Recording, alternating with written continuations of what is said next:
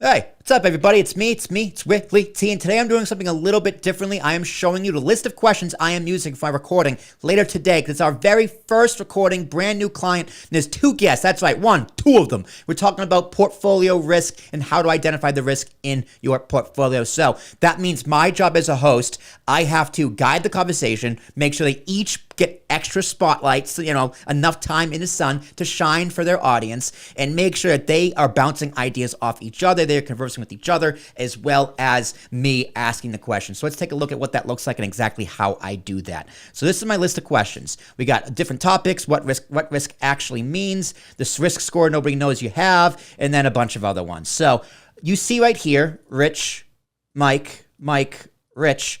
That is who is going to be answering these questions. And I give this list of questions to both Mike and Rich so they know what to prepare for. They can plan the conversation before we have the conversation. And what this does is make them more comfortable and ready to be on camera. If you're afraid to be on camera and the fear is a problem, it means you're not prepared enough. And you being prepared means you're more confident and you're ready to go and you're locked in. That's part one. Part two is speaking with someone you know and trust. Now, luckily, Mike and Rich, they know each other. Mike is the founder, Rich is the advisor, and they can bounce off of each other and kind of feel comfortable knowing someone else is there going through the trenches with them. And of course, me and them also develop that chemistry over time.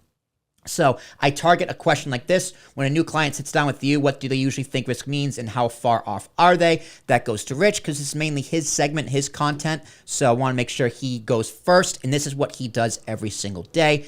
And then you go down to someone like a flat fee model, why that's preferred, how that's better for risk, and why, Michael, as the founder, did you build the firm as a fee-only firm? What's your philosophy? When someone's paying hidden commissions or loads, where does that money actually go? Kind of open that door to make someone go, am I paying my advisor too much? And maybe it's time to make a switch. So that's kind of the goal with this content, and then kind of have that conversation. But again, if you are the host of a content and of the podcast, your job is to make sure the guests get enough time each in the sun to shine.